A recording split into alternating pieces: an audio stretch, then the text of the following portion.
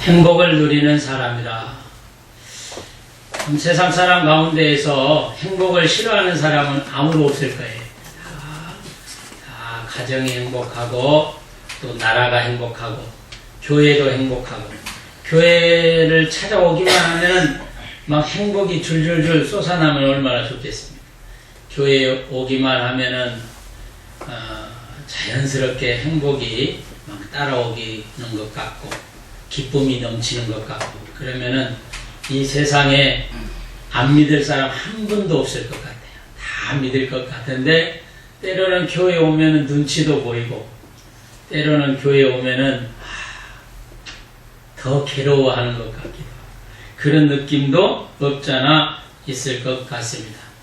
여하튼 행복이라고 하는 것은 복이라고 하는 것은 동양인이나 서양인이나 할 것 없이 다 좋아하는 겁니다. 그래서 해피 나는 행복하다. 우리나라는 복 많이 받으십시오. 그래서 명절 때만 되면은 특히 이제 구정 새해 인사가 복 많이 받으십시오. 새해 복 많이 받으십시오. 새해라고 하는 것은 올해 1년 동안 그냥 복이 줄줄이 사탕으로 좀 당신에게 임하기를 바란다. 라고 합니다. 새해 복 많이 받으십시오. 그래서 한 달 내에 새해 복 많이 받으십시오. 만나는 사람마다 인사하는 것이 우리나라의 전통적인 풍습입니다. 듣는 사람 입장에서도 어때요? 굉장히 좋습니다. 기분도 좋고. 복 받으라고 하는데 싫어할 사람이 어디 있겠습니까? 다 좋아하죠. 거지에게도요, 당신 복 받게 생겼어요. 해봐야 좋아해요. 돈 1,000원 주려고 해도 안 받고 갑니다. 좋아해요. 근데 요즘 거지라고 해서 미안하지만 요즘 저기는 1,000원 주면은 안 받아. 2,000원 줘야 돼. 1,000원을 이렇게 주잖아요. 그러면요 가만히 있어요. 가만히 있어. 그 뭔 얘기냐면은 하나 더 달라는. 왜? 물가가 올랐기 때문에. 모든 게 물가. 담배값도 올랐죠. 담배는 내가 안 피워서 모르지만 술값도 올랐죠. 그래. 그리고 음식점 값도 올랐잖아요. 모대도 우리 해장국집만 해도 3,000원에서 3,500원 올랐어. 이게 이제 모든 것들이 다 올랐잖아요. 그분들도 삶의 가치가 있는 분이기 때문에 하나 주면 안 받아. 이게 이제 2개를 줘야 돼. 어떤 때는 100분이 오면은 많이 나가요. 그러니까 그것도 참 주는 사람 입장에서는 시험 드는 일이에요. 그분들이 좀 알았으면 좋겠어. 나는 그분들만 받고 다른 분들이 안 오면 좋은데 연거푸 와요. 그런 경우는 또 안 되잖아요. 그러니까 그분들도 받으러 다니는 사람들도 좀 생각하면서 다녔으면 좋겠어. 자, 우스갯소리를 한 거고요. 우리가 있으면 많이 주면 좋겠죠. 풍성히 주면 좋겠죠. 네. 자, 다 모두가 받기를 좋아합니다. 근데 우리 이 세상에서 받기를 싫어하는 사람은 한 사람도 없는데 오늘 이제 성경에 보면은 참 복 있는 사람이다 라고 하는 그 단어를 많이 사용하고 있는데 오늘 본문은 다윗의 고백의 시입니다. 복 있는 사람. 물론 시편 1편도 복에 대한 말씀은 많이 나오지만은 이 32편에는 어떤 의미로 해서 복되다 이렇게 얘기를 하고 있는가? 오늘 본문은 3가지로 말씀하고 있는데 3가지로 우리가 복 있는 사람, 행복을 누릴 수 있는 사람, 어떻게 하면 행복을 누릴 수 있고 복 있는 사람의 반열에 쓸 수 있을까? 3가지로 말씀을 드리면서 함께 은혜를 받으려고 합니다. 이 말씀을 듣고 우리 모든 성도들이 큰 깨달음을 얻어서 복 있는 성도, 행복한 성도들이 다 되시기를 주님의 이름으로 축원합니다. 첫 번째, 오늘 본문 1절 말씀에 보면은 허물의 사함을 받고 자신의 죄가 가리워진 자는 복이 있다. 허물의 사함을 받는다. 허물이라고 하는 단어는 히브리어로 보면은 페사라고 하는 단어입니다. 페사라고 하는 단어는 원래 반역하다, 거역하다 라고 하는 뜻을 가지고 있어요. 공동 성경에 보면은 이 폐사라고 하는 단어를 이렇게 해석하는데 거역한 죄다. 누구에게 거역한 죄일까요? 하나님께 거역한 죄다. 그러니까 허물이라고 하는 것은 하나님께 거역한 죄를 받는 우리들이 사함을 받는 거예요. 얼마나 감사할까요? 네.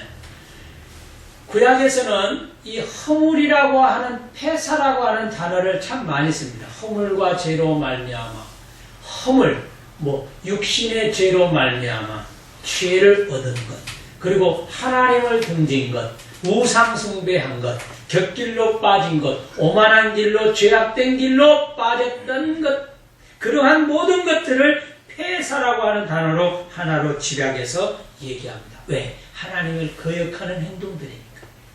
하나님을 거역하는 겁니다. 하나님을 신뢰하지 못하는 겁니다. 하나님을 믿지 못하는 겁니다.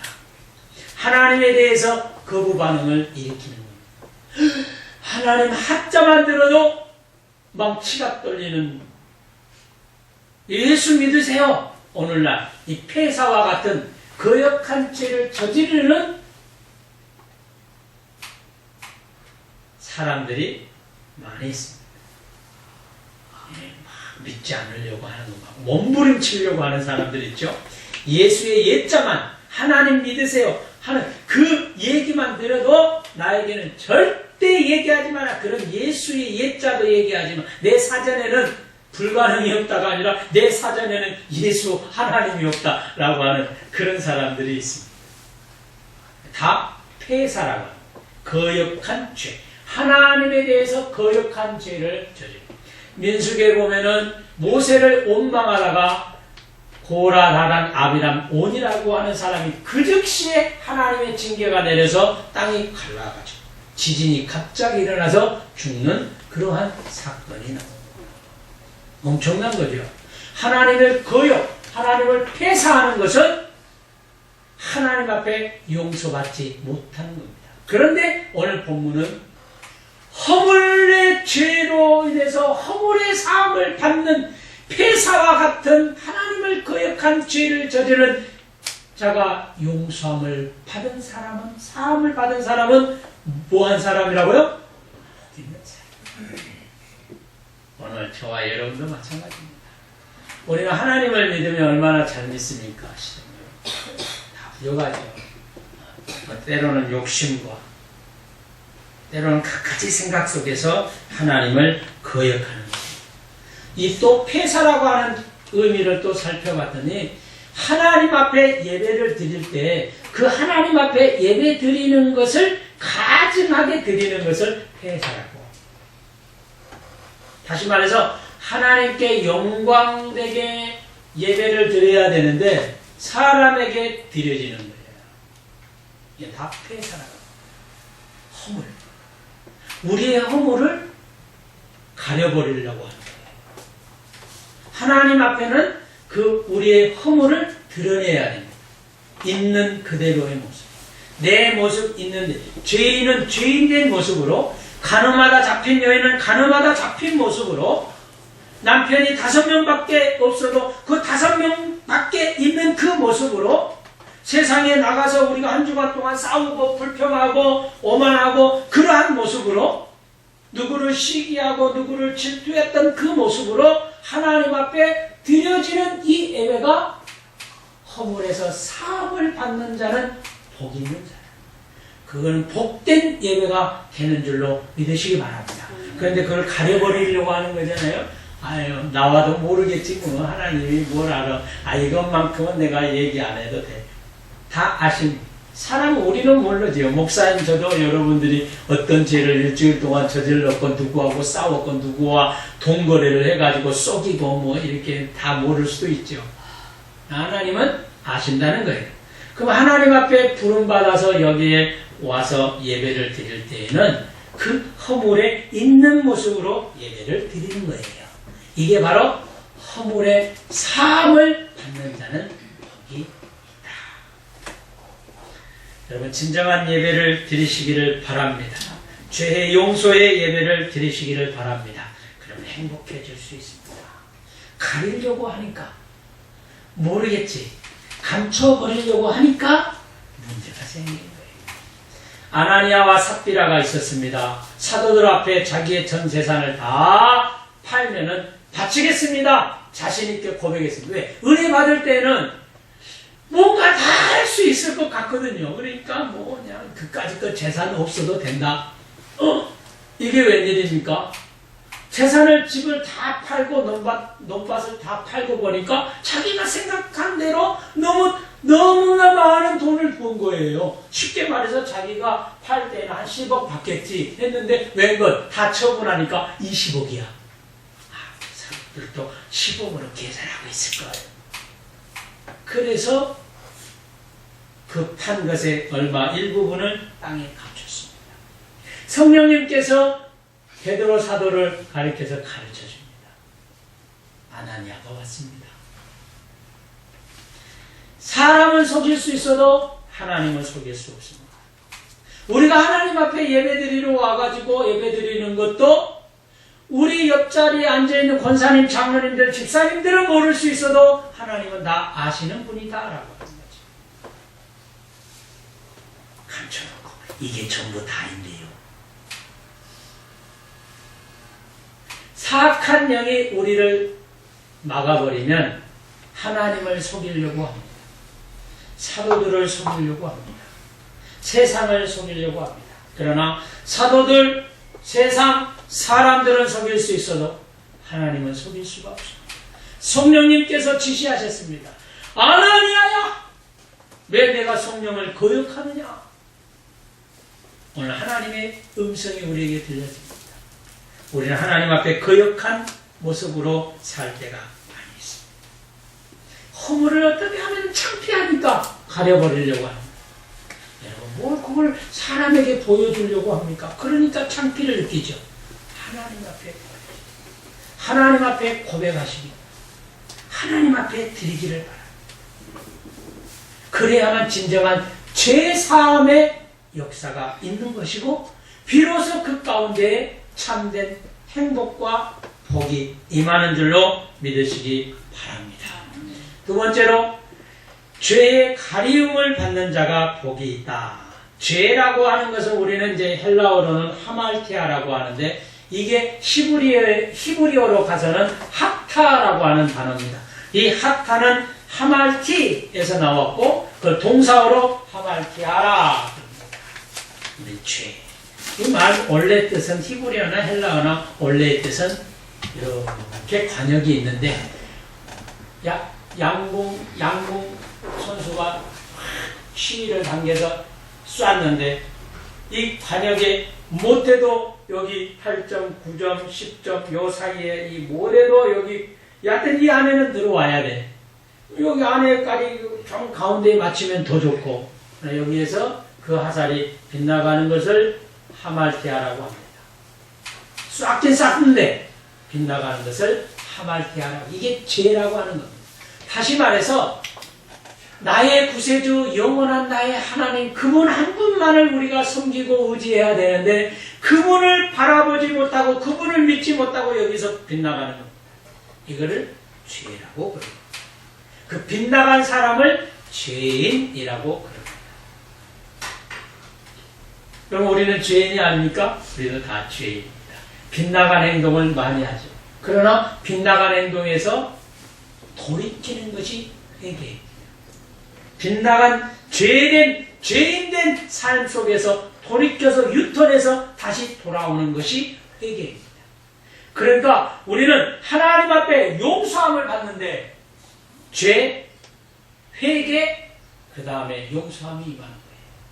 죄에 대해서 회개를 하지 않으면 용서함이 없는 겁니다. 그러니까 죄와 회개는 플러스야.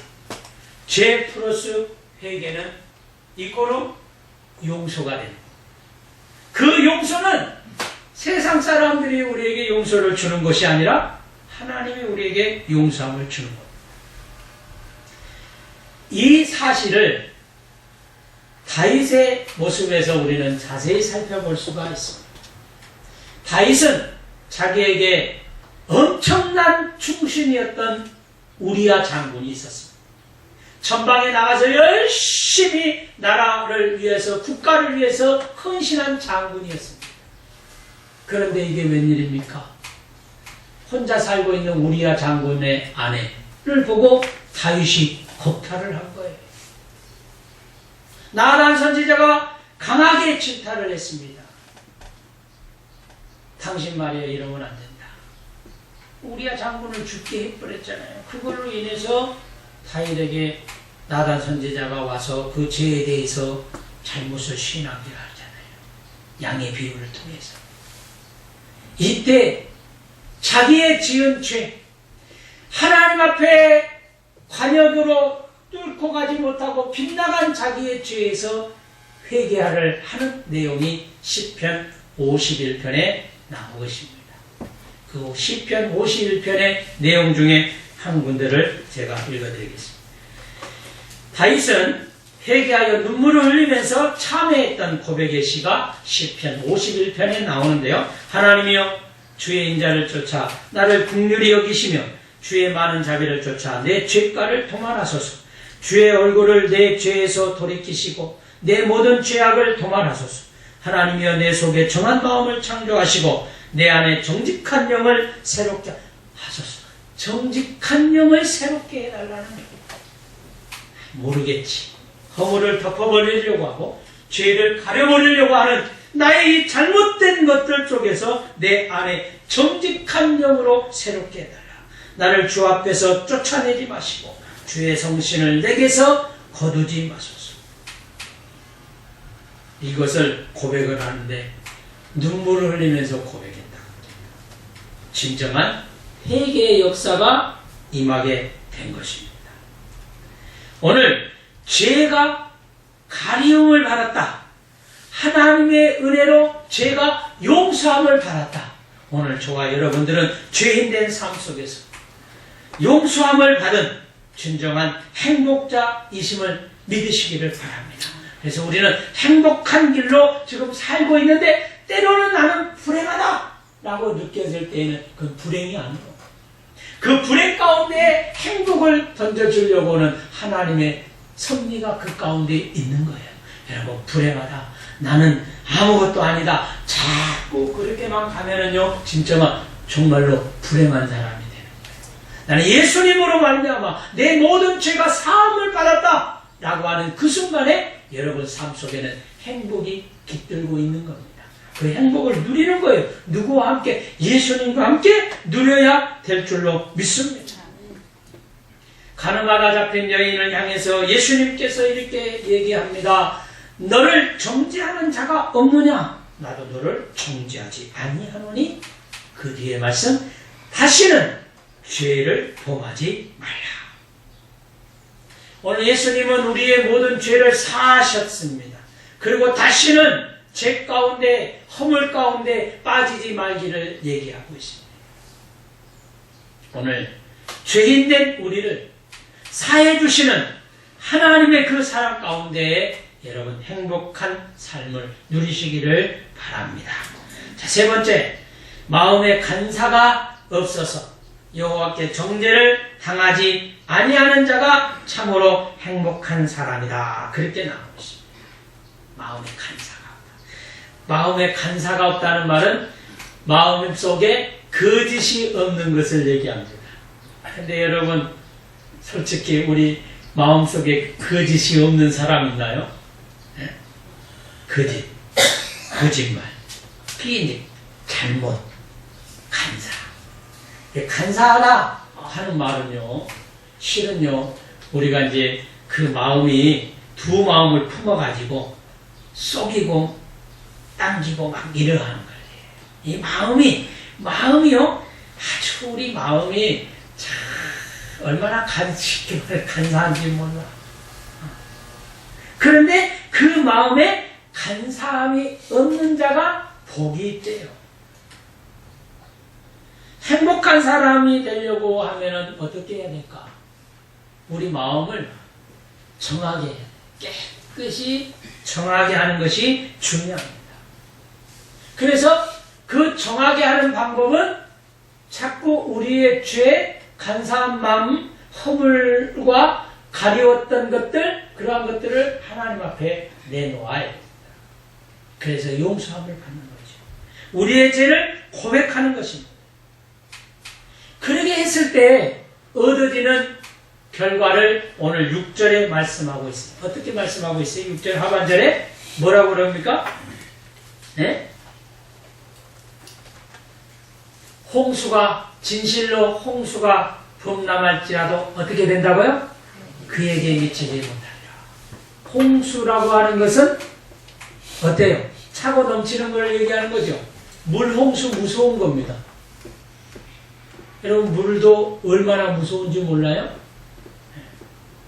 조그만한 바늘기만한 이 댐에 바늘기만한 것이 구멍이 뚫리면은요, 그거 별거 아닌 것 같죠? 그러나 그것이 터져버리는 거예요. 죄라고 하는 것이 그렇습니다. 그러므로 하나님 앞에 우리가 주를 만날 기회를 얻어서 6절에 그렇게 말씀하고 있잖아요. 만날 기회가 된다면, 주님 앞에 내 죄가 용서함을 받을 수 있는 기회가 된다면 주님 앞에 기도함으로, 주님 앞에 나아옴으로 우리의 모든 허물과 죄를 용서함을 받고, 그렇게 했을 때 그 사람은 용서함을 받은 사람은, 하나님께로 더 가까이 가는 사람은 홍수가 범람할지라도 그에게 미치지 아니한다. 환난과 풍파가 온다 할지라도 누가 보호하기 때문에 홍수가 범람하지 못하는 거예요? 오늘 저와 여러분들은 진정한 행복자입니다. 행복이 있음을 믿으셔야 됩니다. 나는 왜 불행할까? 나는 왜 이렇게 안 될까? 자꾸 그 생각 속에 가지고 있으면 정말 불행한 인생을 사는 겁니다. 이건 헤아릴 수 없는 거예요. 그러나 행복한 삶의 모습으로 살기를 고백하는 사람에게는, 그 사람에게는 예수 그리스도의 영이 그 사람을 책임지게 됩니다. 그 사람과 함께하는 것입니다. 그래서 요한 1서 1장 9절에 보면은, 만일 우리가 우리의 죄를 자백하면 저는 미쁘시고 의로우사 우리의 죄를 사하시고 모든 불의에서 우리를 깨끗게 하실 것이라. 할렐루야. 하나님께서는 우리의 모든 죄를 사해 주셨습니다. 그리고 하나님께로 더 가까이 가려고 하는 여러분들의 삶의 모습을 통해서 여러분의 지은 죄를 사해 주실 것입니다. 그러므로 사함을 얻는 우리들, 허물에서 용서함을 얻는 우리들은 진정한 행복자이심을 여러분 믿으시기 바랍니다. 여러분의 가정이 행복하시고 여러분의 자녀들이 행복을 누리시는 그런 삶, 우리 교회도 행복이 충만한 그러한 교회, 이 나라 이민족도 행복을 마음껏 누리는 이민족, 이 나라가 되어지기를 주님의 이름으로 간절히 축원합니다. 기도하겠습니다.